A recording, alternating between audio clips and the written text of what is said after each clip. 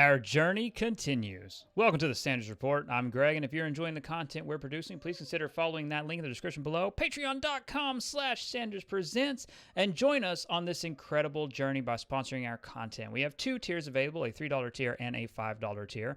At that $5 tier, you truly become legend on Patreon, and your name is carved into the mythical Nernstone at the base of our tower. You can join these other lovely people by sponsoring our content, and in addition to that, at the $5 tier, you also receive regular comic drops and all kinds of Discord goodies and benefits. I want to thank all of you for your support, for your sponsorship. It is greatly appreciated. It means the absolute world. So, we're going to get right into it. And I'm going to start it off by butchering this completely because I have a ton of DMs. Who the fuck is Strelitzia in Kingdom Hearts 4? So, Strelitzia is the young woman who is speaking to Sora when he awakens in the Kingdom Hearts 4 trailer. What's really interesting before we get into it, I thought this was funny. So in Square Enix official press release, they describe Strelitzia as as completely new character. So the quote is, "Fans will be excited to see the return of Sora's well-known companions Donald and Goofy, in addition to the first appearance of Strelitzia, a mysterious new character who appears before Sora in this strange new setting." That's crazy because this Kingdom Hearts 4 is not her first appearance. She might be new to a lot of you who only experience, the main console journey, but she actually first appeared in Kingdom Hearts Union, that mobile title that I believe released first in 2017. So anyway, the game fleshes out her backstory significantly. She's a Keyblade wielder. She lived in the time after the Keyblade War. Over the course of the story of Union, Strelitzia's role, kind of grows larger. She becomes a member of a group called the Dandelions. And ultimately, eventually, Strelitzia is killed by Ventus, who was possessed by darkness at the time. Again, it's Kingdom Hearts. There's it's very convoluted, it's very complicated, and it's very, very, very, very, weekday morning soap opera, if you know what I'm saying, Mac. In all the best ways, of course, in all the best ways. So, obviously, she's not exactly, she's not dead, because she's in this city of Quadratum. I'm telling you, man, these pronunciations phonetically are going to get me. So, she's there with Sora, and she calls it an afterworld, and so that's really interesting to me because my conclusion, if you will, is that when she died, she came here, afterworld, afterlife, whatever you want, whatever your phrase want to be, but after she lost her life, she was taken here. Now, how they explain that and what's going on in terms of life and death and how they explore those themes in Kingdom Hearts 4, it's going to be interesting to see where that goes, because we know Sora's here, and we know in Kingdom Hearts 3 that, in one ending at least, that Sora does lose in a battle against Yozora. So, obviously, there's a lot of different ways to look at this. We know that Sora's in this afterworld, and we know that he's meeting a person who died. The conclusion would be is that, whether you want to take it in one of the endings or, him saving Kairi or what have you, or any of the avenues you want to go down, which could be a video in and of itself, and would make this, again, that's quite a deep dive to go into. That would have to be a separate video. But depending on how you want to approach, Sora's story, or how you want to deem death in Kingdom Hearts, because it's kind of a revolving door. Like, nobody really dies in Kingdom Hearts. Hey, it's a franchise. What are you going to do? I'm okay with it. It doesn't bother me. I'm more interested to see how the themes that are explored afterward. So, Sora is lost. Sora's lost here in this world with Strelitzia, right? We know she died. We know they refer to it as an afterworld.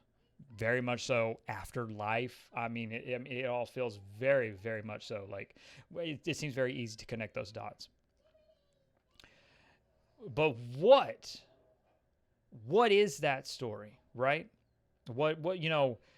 I feel like Strelitzia is going to be a key character in a way that Naminé was a key character, in terms of exploring as an introduction or as a theme to nobodies and to her relation. I feel like Strelitzia is going to be that kind of figure.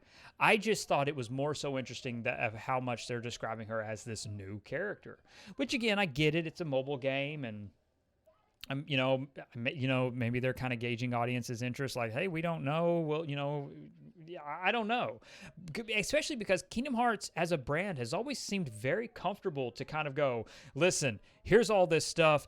It's been happening across several devices, from the PlayStation 2, the DS, the 3DS. I mean, it just, it goes and it goes and it goes. Game Boy Advance, like, it goes and it goes and it goes. You know what I'm saying? The PSP, you needed a dozen different devices to experience Kingdom Hearts on all, originally. Mobile phones, it's always been a part of this. We've never shied away from, like, acknowledging, like, hey, this character appeared here.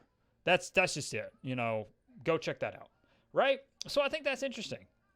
Either it, and maybe it's a mistype, maybe it's just an error in the press release, maybe it'll be changed. Maybe by the time this goes up, it's been completely changed, and therefore that it completely, destroys all of it. But I do think it's interesting that they're trying to create a disconnect, because she does have an origin. She does have in my opinion, a vital role in terms of Union's exploration of story. And it also leads to a lot of possibilities in how she can connect with Sora in terms of the timeline and in terms of what she knows from her period to what Sora does or doesn't know, and how that will connect and play into the story, which again is called, this is the beginning of the Lost Master arc.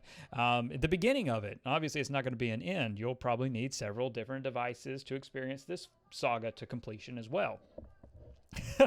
Just given Kingdom Hearts history. But I get excited, I get giddy. I can't really help it. It's Kingdom Hearts, and I love anything that I can kind of dive into. And again, I've been sunk into Kingdom Hearts for 20 years, as you all well know. So this is really exciting for me. I think she's gonna be an interesting character. I feel like this is just me pontificating very quickly, and this is kind of going to be a theme throughout some of our Kingdom Hearts videos. But I have to wonder if she's going to sort of play a role similar to Stella from the original Versus 13. Obviously, not inherently as a love interest, because Sora has that with Kairi. Kairi is that love interest, but she can be a figure that helps explore those themes of life and death. And connection between these worlds or realms. And we know, at least we can infer anyway from some of the developments from Kingdom Hearts 3 and from the other fiction, Kairi's going to do everything she can to get Sora back. So there's a lot of seeds that we could look at and kind of interpret, and then we can look at Versus 13 and wonder, like, hey, how will this connect? Because there's clearly a lot of inspiration. There's a lot of structure and similarities on a basic level, yes, but it's there nonetheless. And I think that's interesting to explore. So, to my patrons, to all of my legends, thank you all so much for your support. As I said, you can follow us at patreon.com/SandersPresents and sponsor our content if you've enjoyed our content. So thank you. That link is available in the description below, along with a link to our amazing Discord community. You can join the tower today by taking that invitation. And finally, my debut novel, 89 Instrument of Destruction, is available to purchase from Amazon, and you can follow that link and purchase it right away. So thank you. Please like this video, subscribe to the channel if you're new, and share our content with your friends. It all helps immensely with YouTube's analytics and algorithm and expanding our audience, so thank you. Above all else, and most importantly, stay safe, take care of others, and have a legendary day. Bye, everyone.